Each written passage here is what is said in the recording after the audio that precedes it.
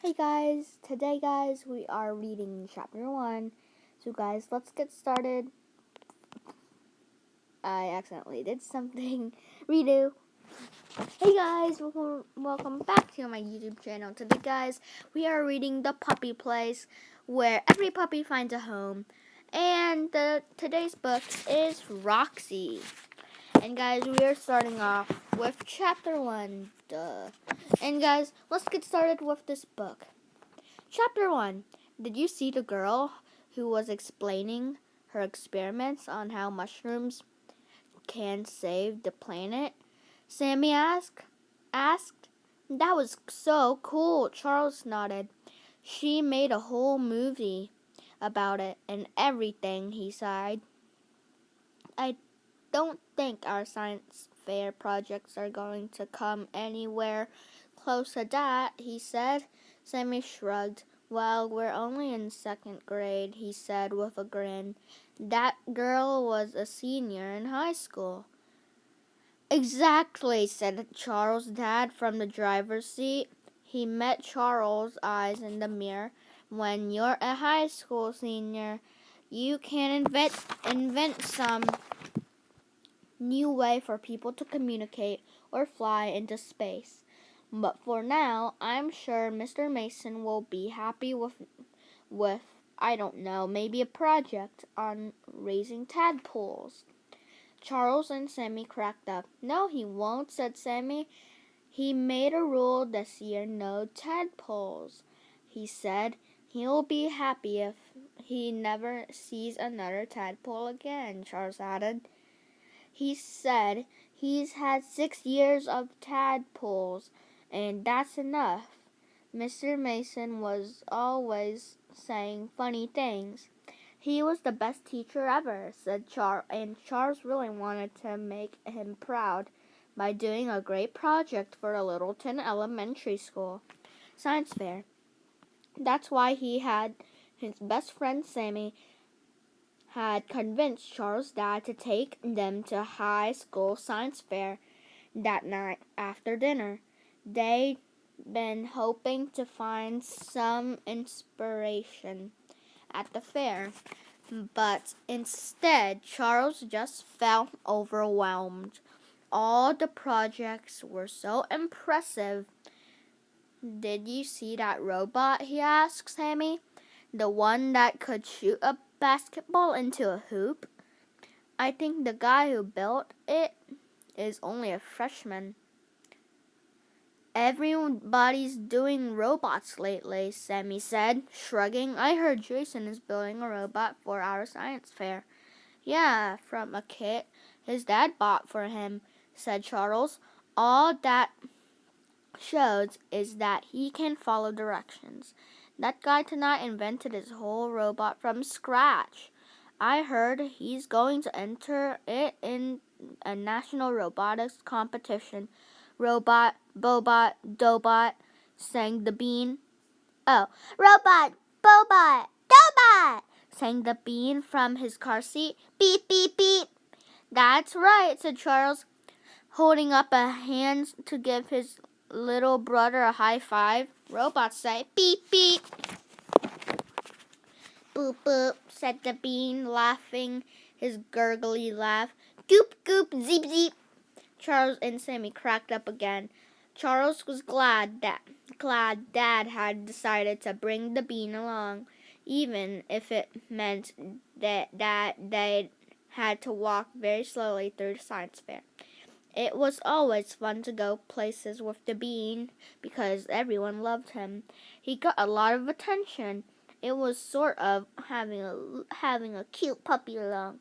Lizzie would have liked that exhibit on how to measure dog intelligence, said Charles.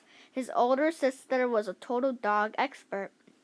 She would have been impressed by the border collie who knew over 200 words.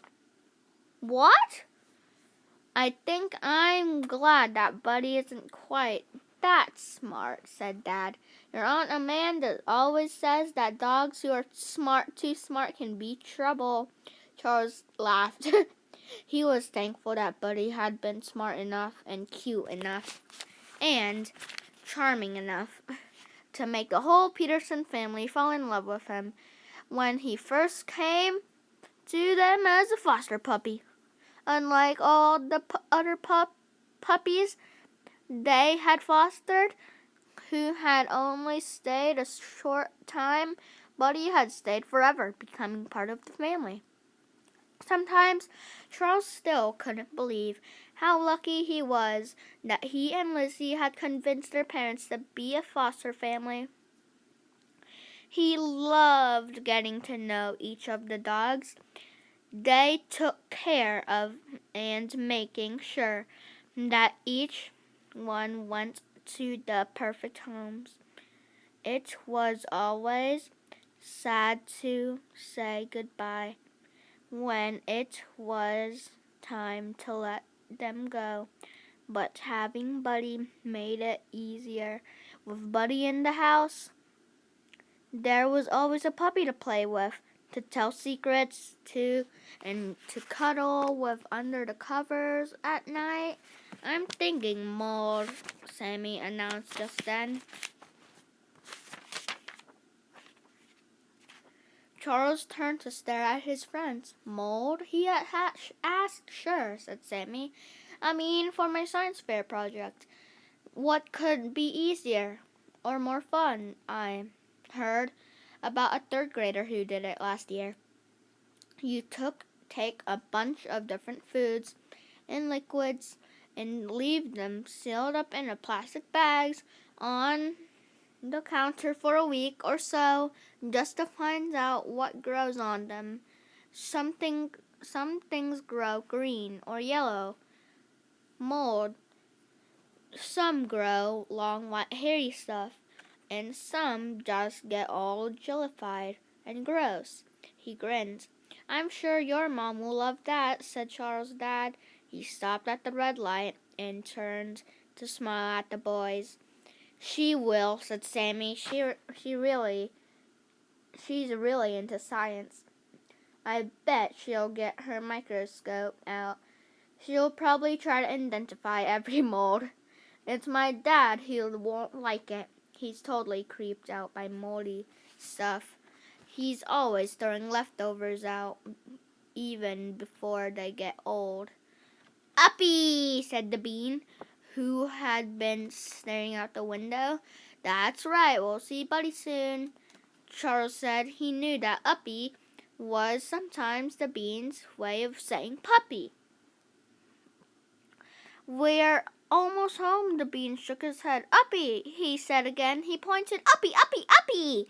Charles leaned over to look, wondering what his little brother was talking about. It was getting dark out, and at first he didn't see anything. Then he spotted a tiny white fluff ball sitting very still in the tall grass on the side of the road. Dad, he said, pull over. The bean is right. It's a puppy. Chapter 2. What? Dad asked. A puppy? Yes, said Charles, and I think she's her. He watched as the little fluff ball tried to stand and struggled to her feet, then sat down with one paw up, staring back at Charles with a pleading expression. Help me, please, I'm all alone. Dad, Charles urged again, we have to help. As soon as the light turned green, Dad took a right turn and pulled the van over.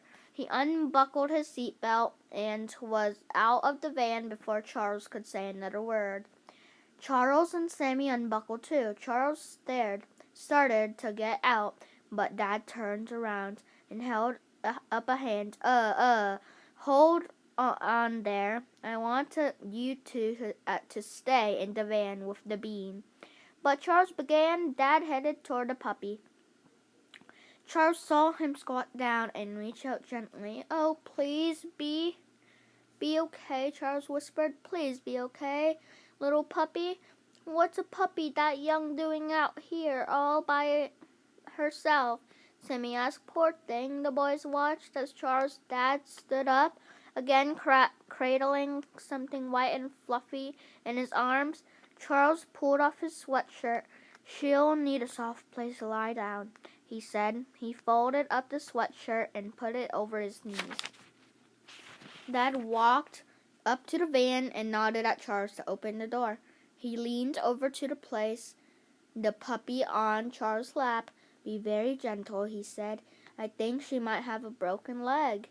Charles looked at the puppy's front legs and saw that she was still holding one of them up, as if it hurt a lot. He felt his stomach tighten. Very carefully, he stroked the dog's head with one finger. "You're going to be okay," he whispered. Dad pulled out his phone. "I'm going to call Dr. Gibson," he said. Dr. Gibson was the Petersons' vet. She was always ready to help with their foster puppies. "See," Charles said to the puppy, "we're going to help you." The puppy snuggled into the sweatshirt on Charles' lap and looked up at him with her big brown eyes. "I know you're going to take care of me. I trust you." Charles could tell that this puppy was one tough little girl. She didn't even whimper as she held up her paw. She was so cute. Charles could hardly resist giving her a huge hug, but he held back. He didn't want to hurt her leg. Her funny furry face was white and her floppy ears were brown. The rest of her coat was spotted brown and white spot on the very tip. She was smaller than Buddy, but she looked like a sturdy little thing. Charles could tell that if her leg wasn't hurting, this worry pup would probably be able to run circles around Buddy. "Hi, Dr. Gibson," Dad said into his phone. "I know it's after hours, but I've got a favor to ask." He stopped short. "Oh, you are?" He paused. "You do? Well, okay. Then I guess we'll see you in a few minutes." He touched the screen to hang up and sat staring at the phone in his hands for a moment. "Dad," Charles said, "let's get going. This pup really needs some help." Even though the pup was such a brave little thing, he knew she must be hurting. He remembered when he broken his ankle, falling off the old swing set in the backyard. It had been painful, really, really painful. Dad nodded and started the van. What did the vet say?" Sammy asked. "That's the funny thing," Dad said.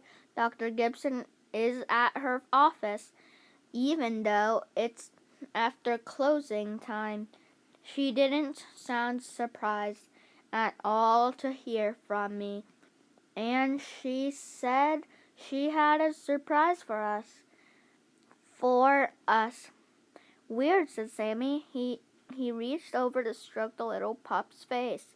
With one gentle finger conversation, all he'd heard was that Dr. Gibson was waiting for them. "Come on, Dad, let's go," he urged. He could feel the puppy's small warm body trembling a bit.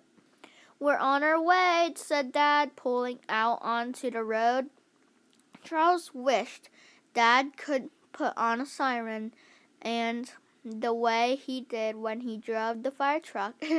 During an emergency, a vehicle with a siren and lights was allowed to go really fast and run through red lights. The sooner they got to Dr. Gibson, the better. Even without the siren, it didn't take long. Soon, they were pulling into the vet's parking lot.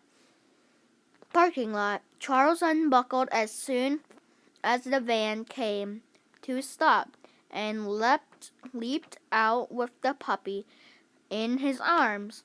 "Easy, kiddo," said his dad. "Careful with that precious cargo." Charles slowed down and climbed carefully up the stairs to the vet's front door. Dr. Gibson opened the door the moment he stepped onto the porch. Porch. Come in, she said. We've been waiting for you. Charles heard a whimper and then loud whining from behind Dr. Gibson. The little pup in his arms let out an answering cry as she squirmed and wriggled trying to get down. The vet stepped aside so Charles could see into the large dog crate in front of the reception desk. Charles stared. "Whoa," he said. Chapter 3.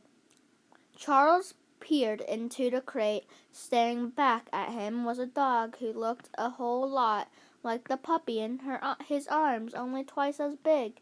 She lay curled up on a comfy bed and tucked in with her two small puppies, who were nearly identical to the one Charles held. Charles looked at Dr. Gibson. "Is that?" The vet seemed to read his mind.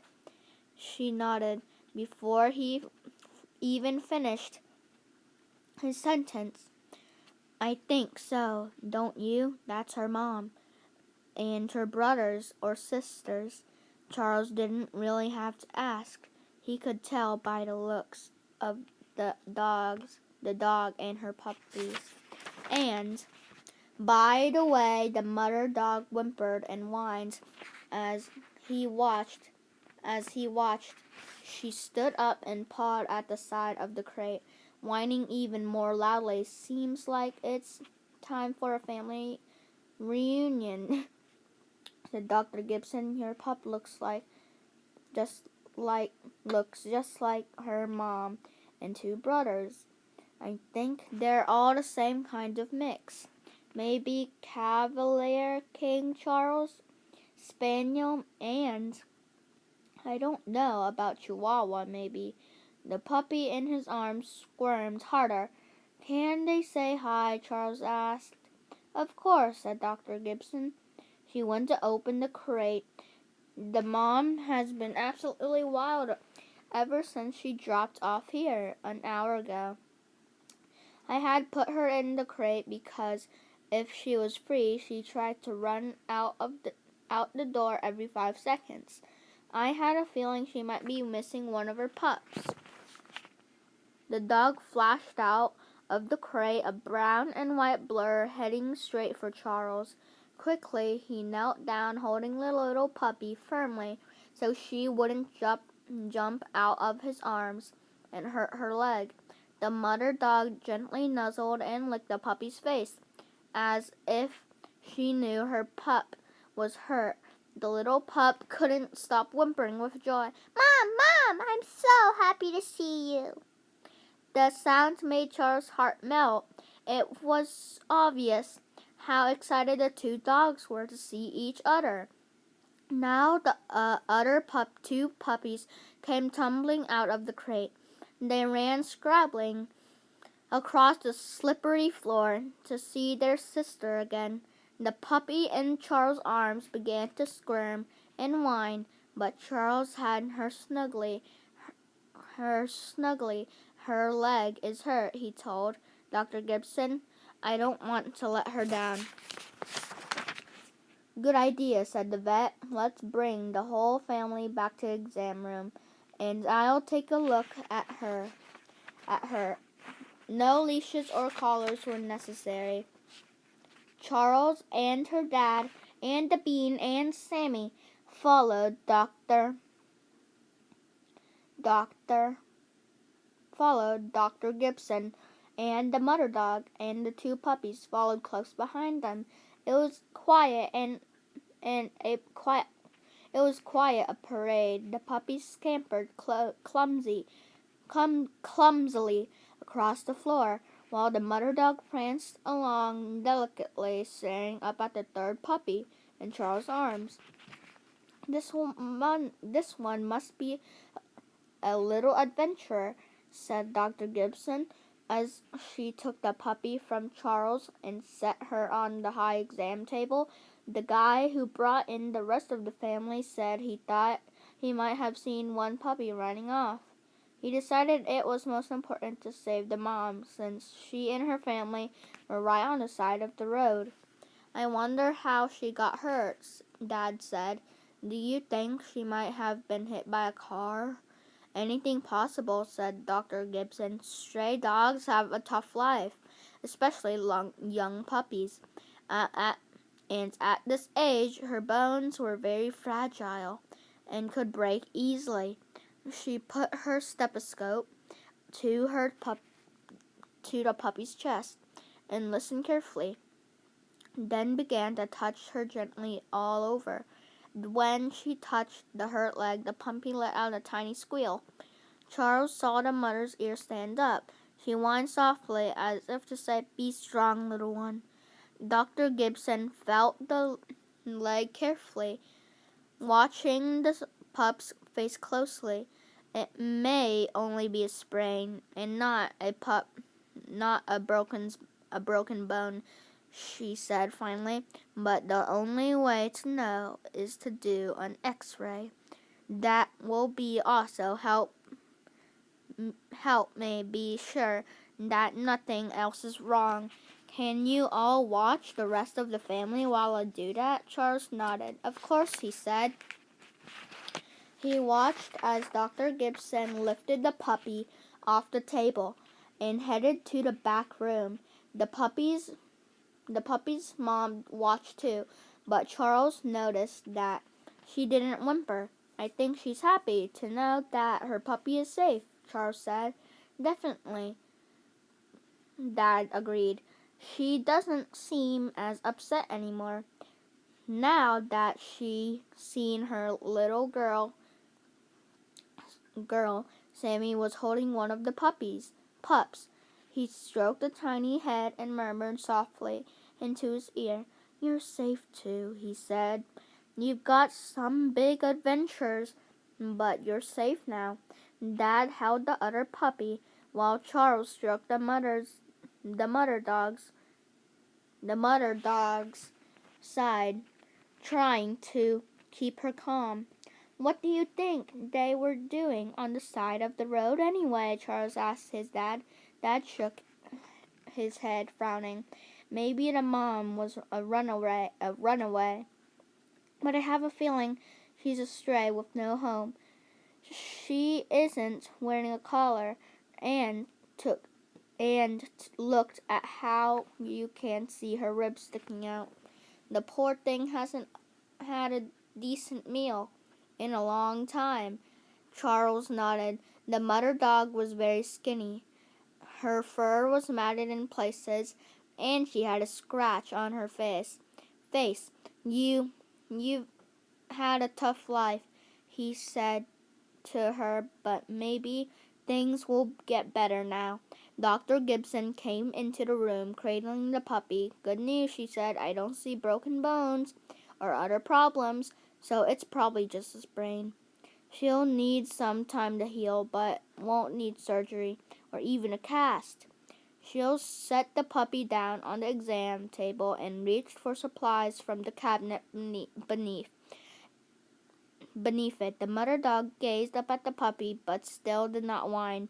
She wagged her little tail as she watched Dr. Gibson wrap the puppy's leg in the purple tape. "Now what?" Charles asked when she was done. "Is the whole family going to stay here tonight?" He knew there were cages in the back where dogs could spend the night if they were really sick or had just had an operation. Dr. Gibson opened her mouth to answer, but just then someone yoo-hooed from the reception area. Charles laughed. He recognized that voice. "I should have known," he said. "You already called, Miss Dobbins." Chapter 4. So guys, we're gonna end this video right here, guys. And guys, I hope you enjoyed this video.